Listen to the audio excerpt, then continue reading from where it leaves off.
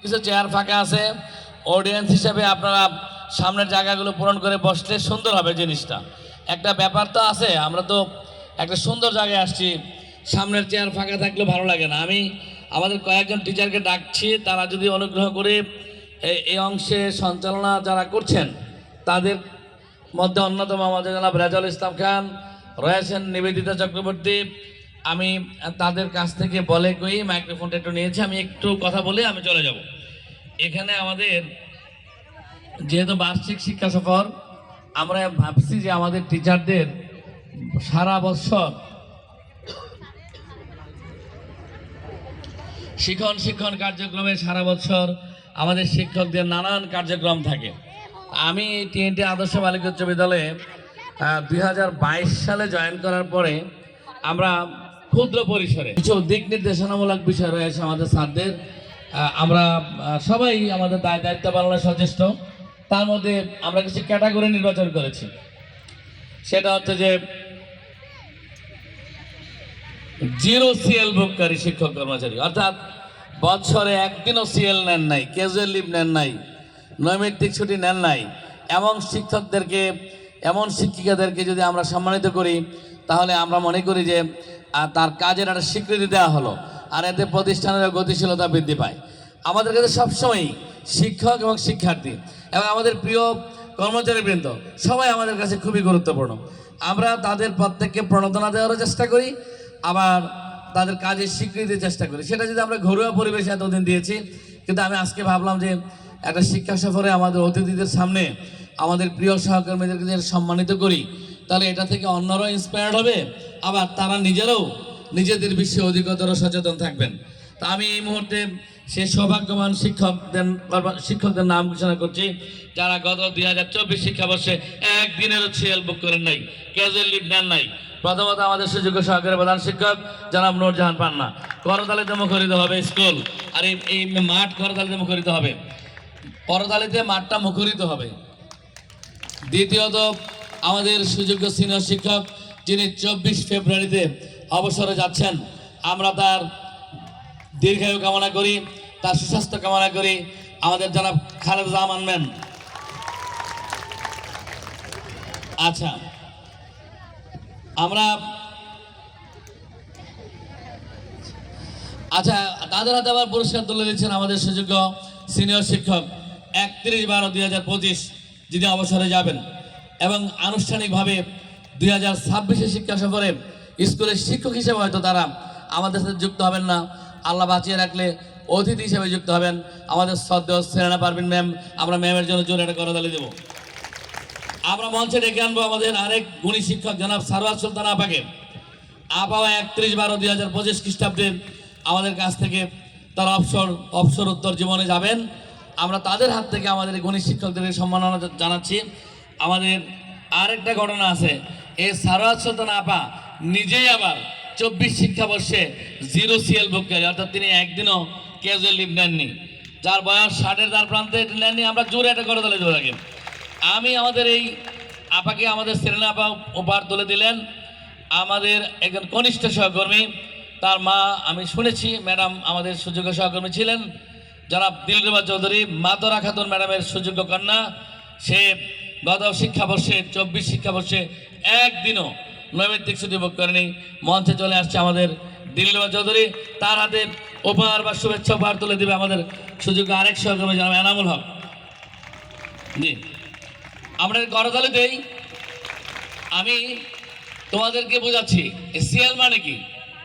প্রশ্ন আছে একটা, অর্থাৎ তোমাদের জন্য জানার বিষয় হচ্ছে স্কুলের দিবস আছে, ক্লাস চলে, স্কুল খোলা, এমন দিনগুলোতে ব্যক্তিগত কিংবা পারিবারিক প্রয়োজনে তারা একদিনও ছুটি বুক করেন নাই। এই জন্য কি জোরে একটা করতালি হবে না চারজনের জন্য? আচ্ছা, এরপরে একটা ফটো সেশন হবে, ছবি তুলবো আমরা। আমাদের শাহিন সাহেব কোথায়? আর যারা পেছনে আছেন ম্যাডামরা, বাচ্চাদেরকে নিজ দায়িত্ব থাকতে বলে সামনের চেয়ারগুলো পূরণ করেন অনুগ্রহ করে। এবার আমি মঞ্চে আহ্বান জানাবো আবার আমাদের সুযোগ্য সহকর্মী জনাব নূরজাহান পান্না, উনি থাকবেন জনাব খালেদ রহমান ম্যাম, তারপরে তাদের বাম পাশে আসন নেবেন জনাব এনামুল হক।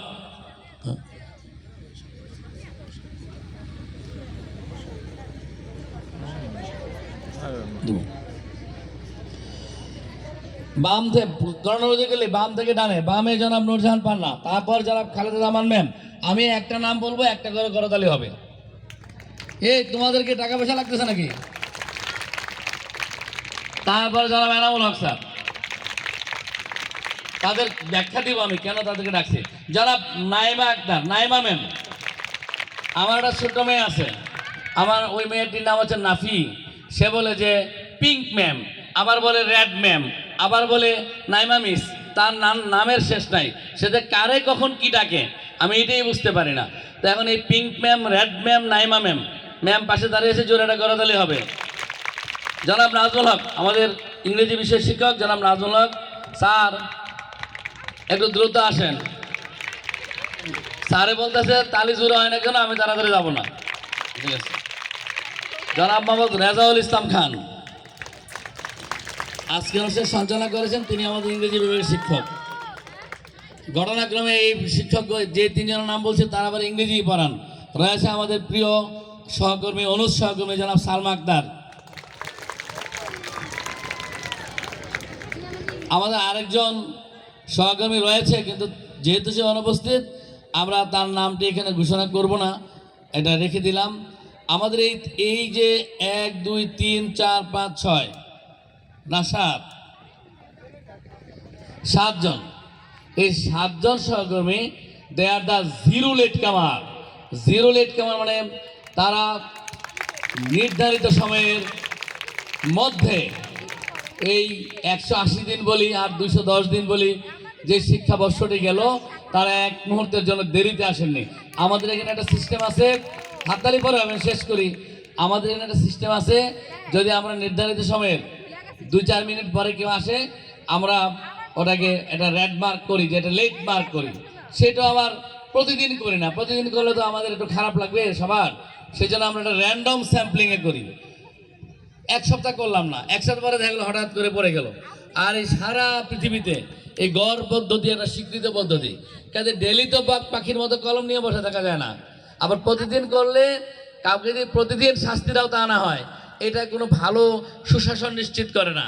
তো যাই হোক, আমাদের এই যে আমাদের 6 জন সহকর্মী, তাদের মধ্যে জনাব নূরজাহান পান্না এবং জনাব খালেদা জামান, তারা একবার হলেন জিরো সিএল বুককার হিসেবে পুরস্কার পেয়েছেন।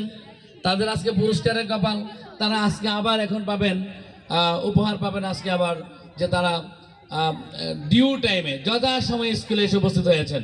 আমি তাদেরকে পুরস্কার দেওয়ার আগে যেটা বলতে চাই, এখানে যে আমাদের প্রিয় শিক্ষার্থীরা তোমরা আছো, তোমরা প্রায় 200, আমার হিসেব মতে 262 অথবা 63 জন আসছো। তোমাদের এখানে একটা লার্নিং আছে। What is the learning? যে এই টিচাররা যথাসময়ে স্কুলে আসার জন্যে, লেট না করার কারণে তারা যদি পুরস্কৃত হয়, আমরা কেন হব না? এমন একটা প্রশ্ন আছে না? কথা বলে না তো। 2025 শিক্ষাবর্ষে আমরা এমন শিক্ষার্থী নির্বাচন করে আরো সুন্দর পরিসরে বার্ষিক ক্রীড়া প্রতিযোগিতায় বড় অনুষ্ঠানে তাকে পুরস্কৃত করবো, আমি ঘোষণা দিলাম। আর আমাদের যাদের কিছু বদ অভ্যাস আছে, যে একটু দেরিতে যাই, ওগুলো যেন কালকে থেকে আর বেশি করে করি। আজকেও শিক্ষা সফরে বাস ছাড়তে যাদের জন্য দেরি হয়েছে, আমরা এখান থেকে কি গ্রহণ করব? বুঝি নাই। তা আমাদের সেই প্রিয় সহকর্মীদের হাতে এবার উপহার তুলে দিবেন আমাদের শিক্ষক প্রতিনিধি জনাব সাজেদা আক্তার, জনাব মোহাম্মদ মফিজুল হক, এবং রয়েছেন আমাদের আরেক সুযোগ্য সহকর্মী, আমাদের অবসরপ্রাপ্ত শিক্ষক জনাব মোহাম্মদ শাহজাহান আলী স্যার। 3 জনকে মঞ্চে ডাকছি তাদের হাতে উপহার তুলে দেওয়ার জন্য। আর সাথে তো ছেলেনাপা রয়েছেনই, আমরা জোরে মুহুর্মুহ করতালিতে তাদেরকে আমরা অভিনন্দিত করি। এবং আমি তোমাদেরকে দায়িত্বহীন কণ্ঠে বলতে চাই, 25 শিক্ষাবর্ষের সমাপ্তিতে 26 শিক্ষাবর্ষে পরীক্ষার্থীদেরও ভয় পাওয়ার দরকার নাই। আমরা তাদের মধ্য থেকেও, মানে সকলকে মিলিয়ে সর্বোচ্চ 3 জনকে মনোনীত করব। এবং আরেকটা ক্যাটাগরি আমরা নির্ধারণ করব, শ্রেণী শিক্ষকের বিবেচনায় শ্রেণীতে দ্য বেস্ট পারফর্মার। তাইলে আমরা একবার বললাম যথাসময়ে উপস্থিতি, আরেকটা হচ্ছে দ্য বেস্ট পারফর্মার, শ্রেণীতে সকল বিষয়ে শিক্ষকের দৃষ্টিতে, শ্রেণী শিক্ষকের দৃষ্টিতে শ্রেষ্ঠ পারফর্ম করছে এমন শিক্ষার্থীদেরকে আমরা 26-এর বার্ষিক ক্রীড়া সাংস্কৃতিক প্রতিযোগিতায় পুরস্কৃত করব। আমরা দেখতে পাচ্ছি আমাদের স্যার শাহজাহান সাহেব, জনাব সেলিনা পারভিন, জনাব সাজিদা আক্তার, জনাব সারোয়াত আবা বলতেছে আমি কেন দেব না, আপনার জন্য করে দিত। মফিজ স্যার কোথায়? নাই। মফিজ স্যার আছেন ধারে কাছে? যাক, ভিডিও করছে। আছে আছে। আচ্ছা, আমি এখানে এই পর্বটাকে এখানে শেষ করতে চাই। এখন স্বাভাবিক কার্যক্রম চলবে।